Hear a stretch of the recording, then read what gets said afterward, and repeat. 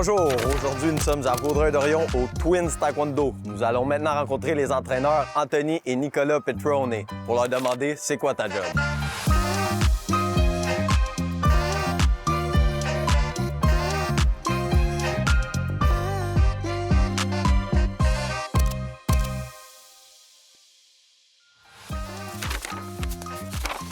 Qu'est-ce qu'un entraîneur de taekwondo? C'est quoi votre job en gros? Qu'est-ce que ça fait?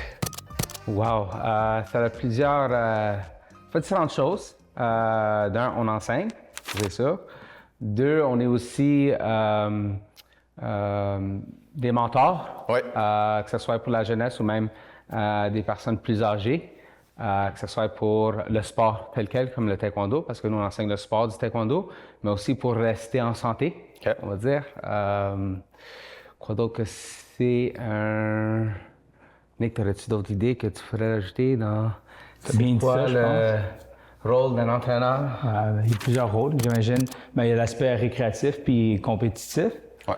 Sur récréatif, c'est où avoir du plaisir. Sur les jeunes vont avoir du plaisir. Puis compétitif, mais il y a aussi une structure. Il y a plusieurs étapes pour se rendre au niveau olympique, on va dire. On met en place pour que ces jeunes ou ces adolescents aient les outils pour être capables d'avoir, comment on dit... Du succès. Oui, le succès qu'ils veulent. Et le support. Ouais. Ouais. En général, notre rôle, c'est de supporter la clientèle qu'on a. Parlez-moi du Twins Taekwondo. Parlez-moi de votre parcours avant d'atterrir ici. All right. Twins Taekwondo. Regarde, ça fait au-dessus de 20 ans qu'on fait du taekwondo. Et je veux dire qu'à peu près, cette année, on va célébrer notre 15e année qu'on est ouvert, qu'on enseigne le taekwondo, nous deux. S'il y a 15 ans, mon frère est venu me voir et dit « on va prendre une école qui est à Vaudreuil-sur-le-Lac dans le temps ». Je dis « absolument pas, je ne prends pas en charge une école de taekwondo ». Nicolas, il a vraiment voulu prendre en charge une école de taekwondo. Il voulait vraiment transmettre notre passion qu'on avait pour le sport. Et nous voilà 15 ans plus tard, et notre 5e année dans le centre ici à Vaudreuil. On était dans un centre communautaire pendant 10 ans avant ça. On a pris les risques. C'est un peu l'histoire de Twins Taekwondo. On le faisait comme pour le fun. Qu'est-ce qui a commencé avec le fun a vraiment été une passion. Les arts martiaux en général, on faisait ça quand on était jeune. On a fait du karaté, on a fait du jiu-jitsu, du judo, mais c'est vraiment le taekwondo qui a stick sur... OK. Pourquoi le taekwondo, justement, au lieu d'un autre? Je pense que c'est juste la culture derrière, les contacts qu'on a fait à travers, non seulement au Canada, à travers le monde. On s'est retrouvés dans des bonnes situations, avec du bon monde. Puis c'est aussi, ça fait partie de notre culture ici à Twins Taekwondo. On est une grosse famille. Étiez-vous passionné d'autodéfense et de combat depuis tout jeune ou ça a démarré plus tard? Bien, on peut pas dire qu'on a commencé avec une passion pour ça parce que c'était un peu forcé comme tous les autres enfants par nos parents. OK. On était des enfants assez actifs. Mon grand frère, lui, faisait du karaté. Mes parents ont dit on va te mettre dans du karaté. On était quand même des enfants ou des jumeaux un peu actifs, un peu hyper, on va dire. Et tranquillement, avec le temps, c'est devenu une passion. Qu'est-ce qui a été forcé au début, avec le temps, est devenu une passion. Puis vraiment, tu sais, pourquoi on dit passion, c'est qu'on fait ça pour redonner à notre société, pour redonner à notre ville, à notre entourage. Et on n'est pas rémunéré pour ça. On ne prend pas de salaire. Oui, on parle ça d'une job, mais c'est vraiment la passion qui drive ça. OK. Pour commencer, je dirais que pour devenir entraîneur, il faut suivre des cours. Le PNCA multi. C'est ça, on ne peut pas juste rentrer dans un centre et dire « Gars, je suis professeur de taekwondo ». On commence avec PNCA. Le PNCA. Il y a des différents niveaux pour le PNCA où est-ce qu'ils nous apprennent à dealer avec des situations différentes avec les élèves. Après ça, une fois que tu as ton PNCA, tu as le niveau 1, niveau 2, niveau 3, je pense, c'est que là? Oui, tu peux faire le niveau 3, oui. Pour enseigner le taekwondo tel quel, il faut aller faire d'autres cours qui s'appellent l'assistant instructeur, qui est le AI. Et après avoir fait l'assistant instructeur, tu deviens Dojang coach parce qu'on fait le cours dans un Dojang. Puis ça, c'est tous des cours qui sont réglementés par Taekwondo Canada et aussi par Taekwondo Québec. Taekwondo Québec. ainsi que l'Association des sports du Canada. Et une fois que tu as complété toutes ces choses-là, mais là, tu dois avoir un superviseur technique, quelqu'un qui va venir voir pour s'assurer que les enseignements que tu fais sont Bien structurés. structurés et ont une valeur ajoutée pour les élèves, c'est pas du n'importe quoi. Ouais. En même temps, si on regarde un peu dans le timeline, il faut être ceinture noire pour enseigner du taekwondo. Il faut être ceinture noire pour être assistant instructeur.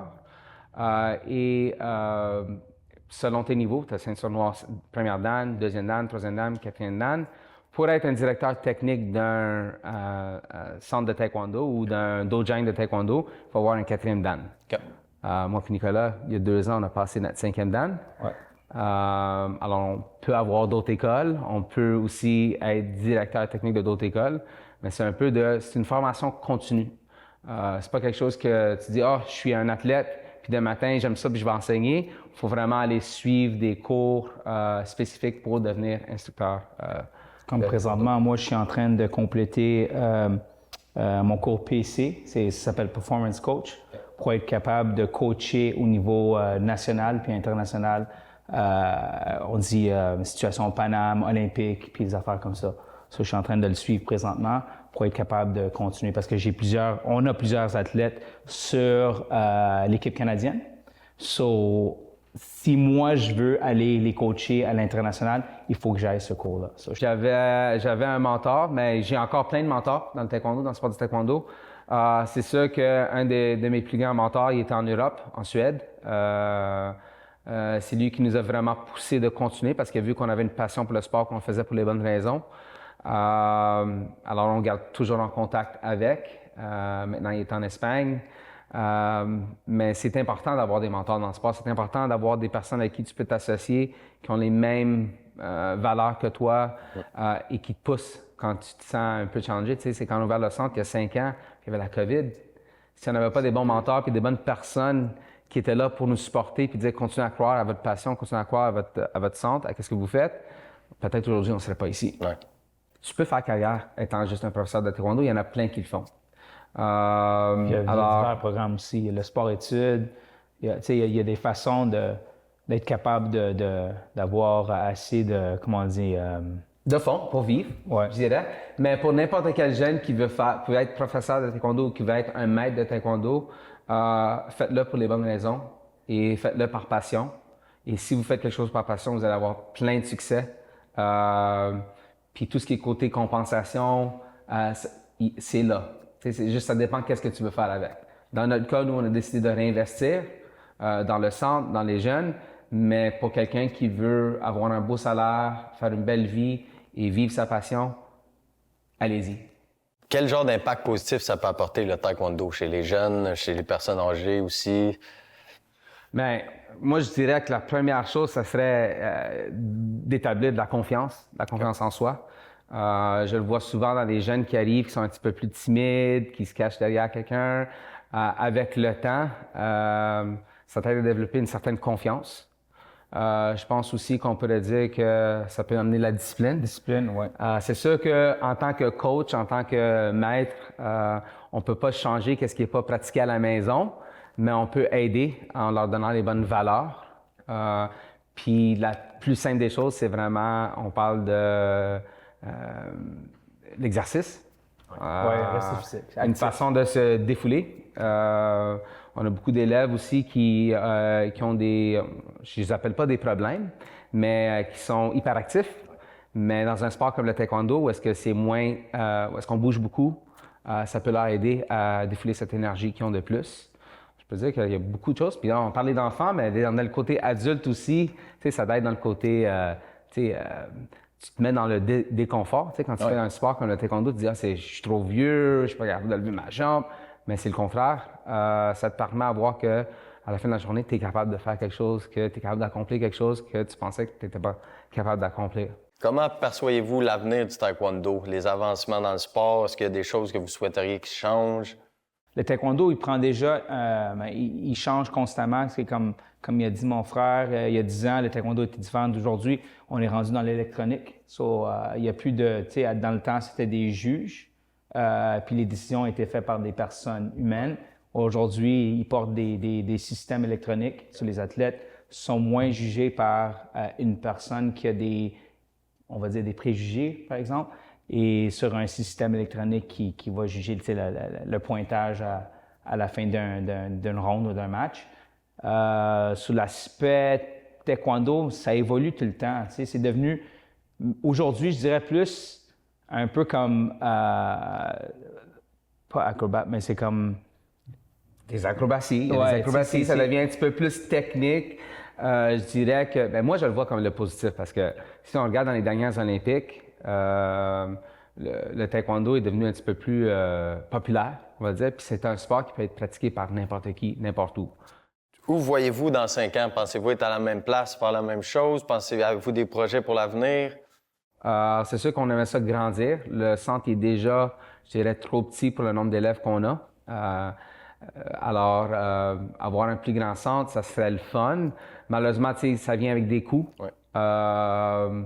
Puis on veut que ça reste un sport qui est accessible à tout le monde. Alors, c'est de voir, mais c'est de continuer à avoir du succès, continuer à grandir et peut-être trouver, de transmettre un peu plus notre passion vers des coachs futurs dans notre école qui vont être capables de prendre la relève à un moment donné. C'est sûr que on a peut-être l'air jeune, mais on n'est pas aussi jeune qu'on a l'air. Alors, c'est le fun d'avoir des jeunes de notre école qui vont prendre notre passion puis essayer de continuer à... développer. Ouais. Puis on a aussi, on a une expansion, on a des élèves à Québec, OK. comme je vous parlais. Alors, c'est aussi d'être capable de desservir les élèves à Québec en même temps. C'est ça qu'on est jumeaux, on peut se séparer en deux. C'est le fun. Ça, c'est la beauté d'être jumeaux. Mais c'est aussi de continuer à grandir et de continuer à partager cette passion avec la population au Québec. Là. Parfait. Puis en finissant, dites-moi pourquoi vous aimez votre job. Qu'est-ce que Moi, vous je veux aimez? dire une chose, pour moi, c'est pas une job. OK. OK? J'ai toujours dit, le jour que ça devient une job, c'est la fin pour moi. C'est vraiment parce que je suis passionné du taekwondo. J'adore ce sport. Ça m'a apporté beaucoup à moi-même dans ma vie personnelle.